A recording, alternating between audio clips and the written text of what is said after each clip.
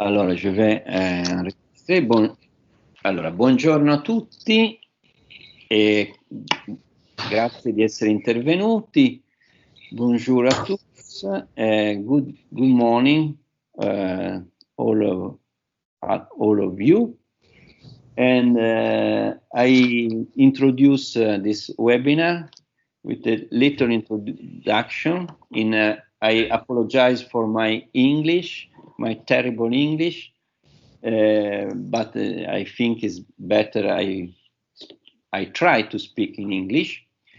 And with this webinar, we set out to question the link that connects the fear generated by a sudden and traumatic event, such as the COVID-19 pandemic, and the subversion of our individual and social habits.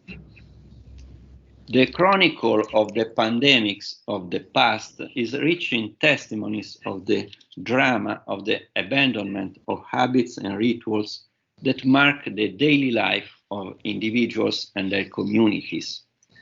For example, one of the rituals is connected to the family member death. In the epidemics of plague that devastated Europe between 1348 and 1720, one of the most destabilizing events was precisely the impossibility of giving burial according to religious rites.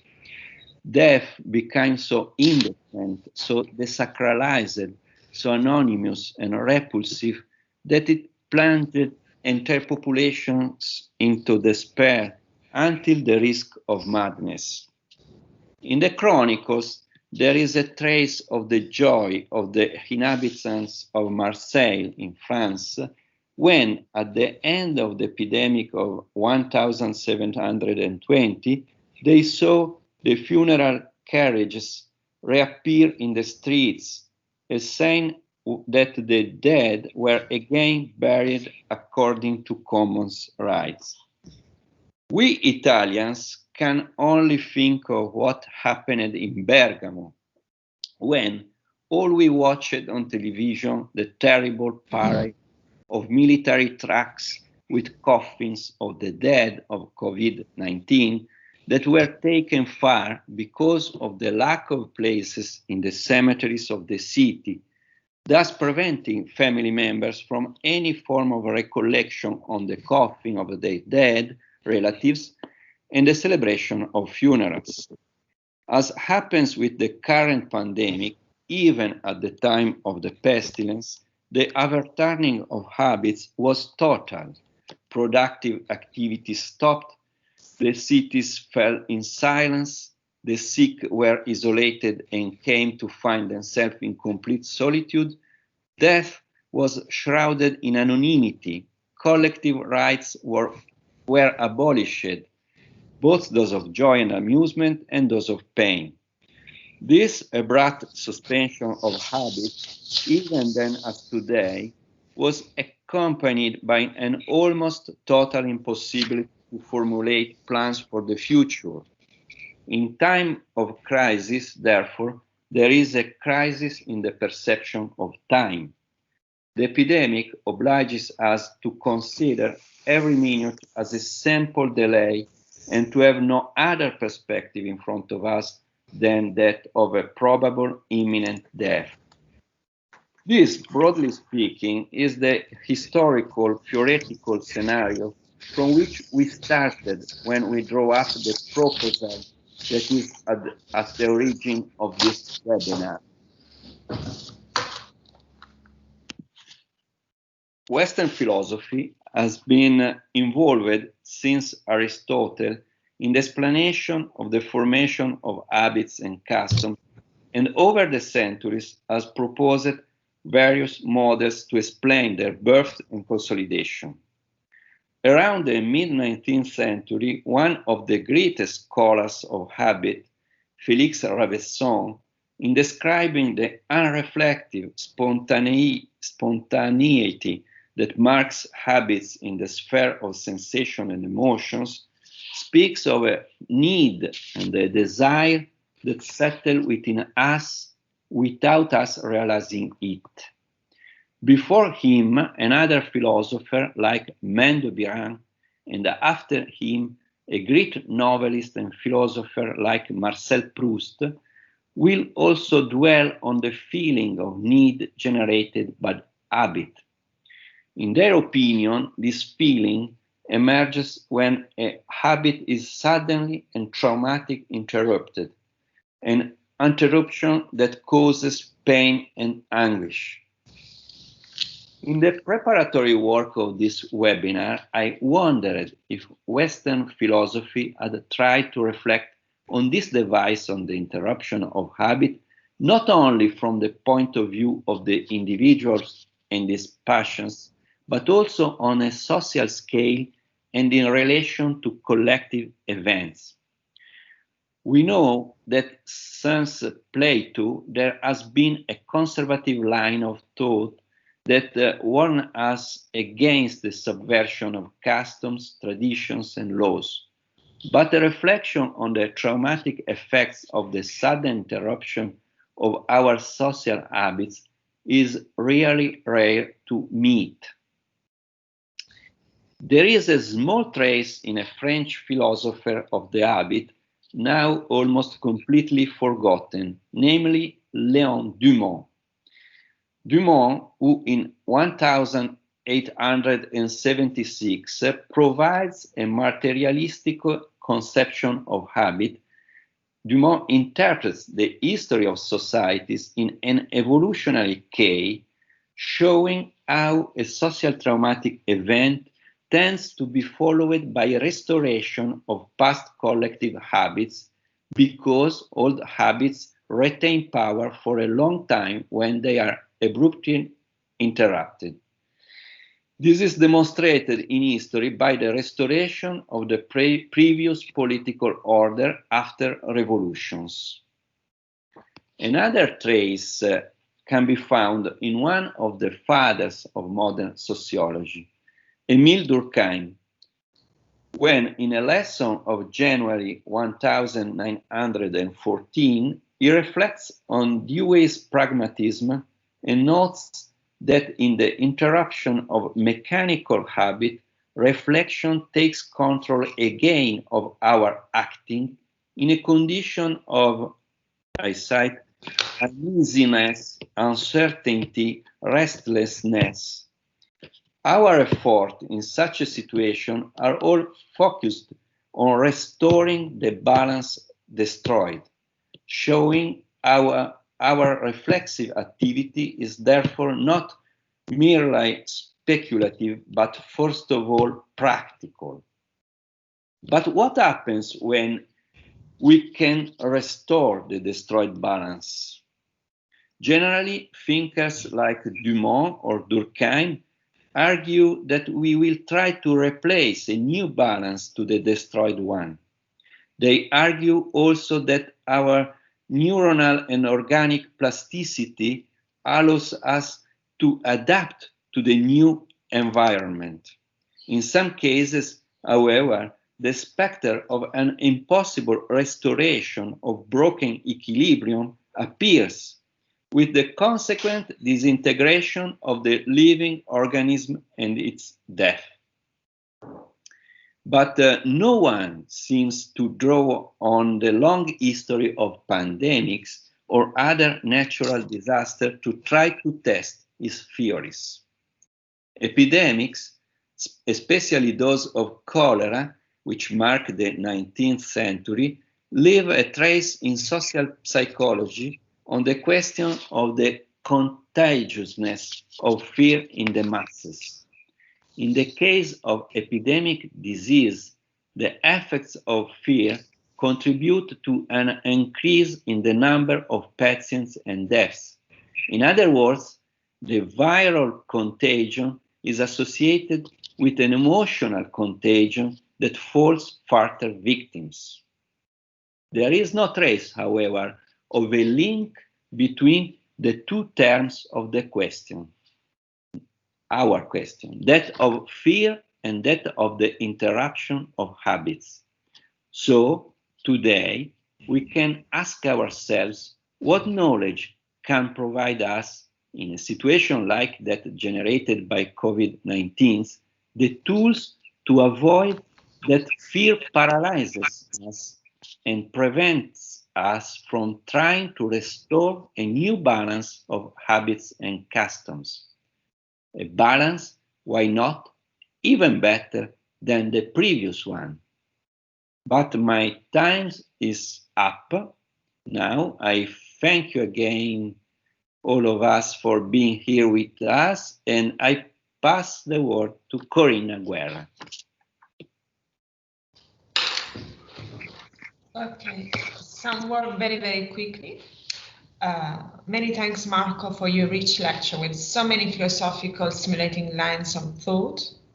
In my introduction to this conference, I'd like to say something about the genesis of the idea, which seems quite personal, but it must be personal since this pandemic affects us all personally, doesn't it? We met around 2 years ago, and we mutually found each other's studies very fascinating. As we heard Marco words about habits, how we have our habits, how powerful could be reasoning from a philosophical point of view on this constituted part of our service and our society.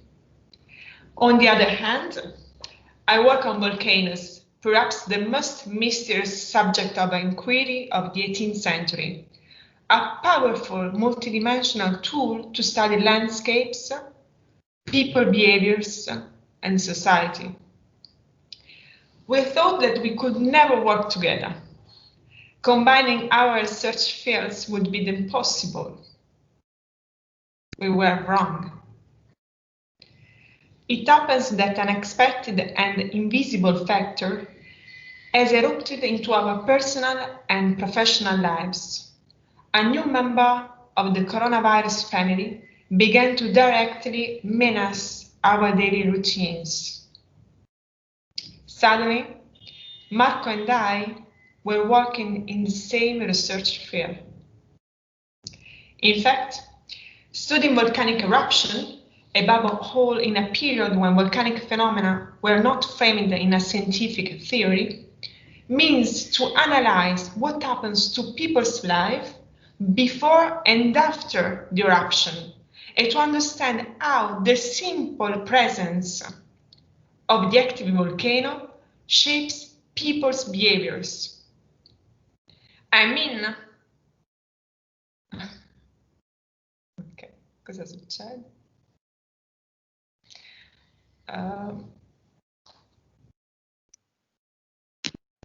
Okay, it's a sharing by Lizzie. Okay. Be careful because in a minute I have to share my screen. Okay, Samuel? Samuel, you are sharing your screen. Okay, perfect. And now it's okay. It works. Okay. Okay, study volcanoes means to analyze what happens to people's life before and after the eruption, and to understand how the simple presence of the active volcano shapes people's behaviors. I mean, in the absence of the actual eruptive phenomena. When the new coronavirus became the disease of 2019 and then a pandemic, our collective and personal habits were affected with some consequences to the politics, to education, to the economics, and so on. Like a volcanic eruption, who knows? I specialize myself in studying the past in order to improve the perception and prevention of volcanic risk. In fact, it often happens that the current generation has not had direct experience of a volcanic eruption, but they live in a situation of risk as they have the menace of the volcano, and they have an idea of the range of vulnerability I mean evacuation capacity, road practicability, hospital capacity, and so on. In short, risk is the result of a danger plus potential injuries. We can live in a territory of risk by means of the habits we got from our ancestors. After each epidemic of the 21st century, we knew more about viruses, but we always forgot the memory of the events. That is too bad, since what happened to inhabitants' habits during and after the actual pandemic gives us the opportunity to quantify risk and then to learn how to live in risk. I'm going to share just a quotation.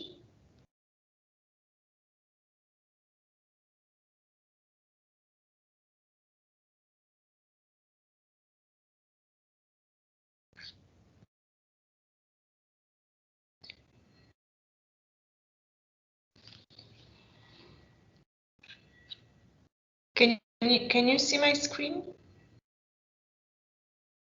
No, it's not possible to see the screen.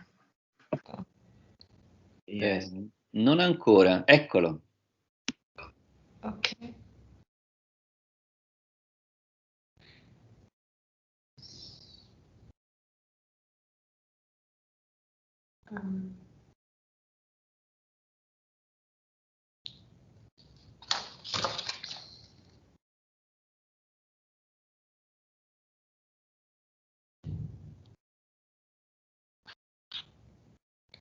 Okay.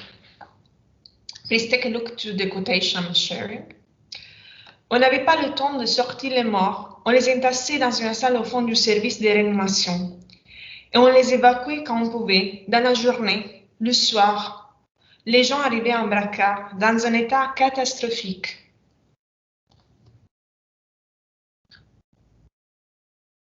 Ok. Ils mouraient d'hémorragie pulmonaire, les lèvres jaunissées, tourés. Il y en avait de tous les âges, 20, 30, 40 ans et plus. Ça a duré 10 à 15 jours et puis ça s'est calmé. Et étrangement, on a oublié.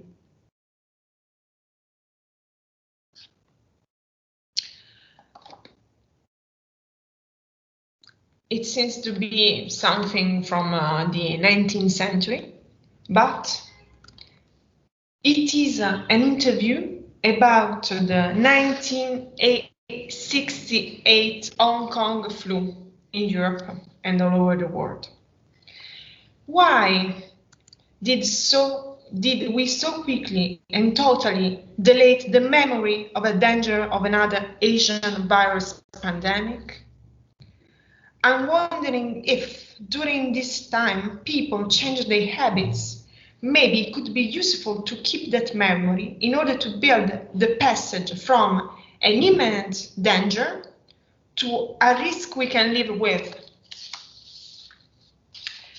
And that's exactly it. In the last 10 years, we had time to prepare for a future of pandemics. Like the inhabitants of a volcanic territory were supposed to be ready for the next volcanic event. The result is that suddenly we experience the disruption of our habits, and I wonder if the force of our habit to go to school so teachers and students could be in the same room influenced the delay in building the digital infrastructure for remote learning, for example. Maybe facing the virus again forces us to bring back old habits from previous pandemics, like the mass graves we saw in New York during this pandemic.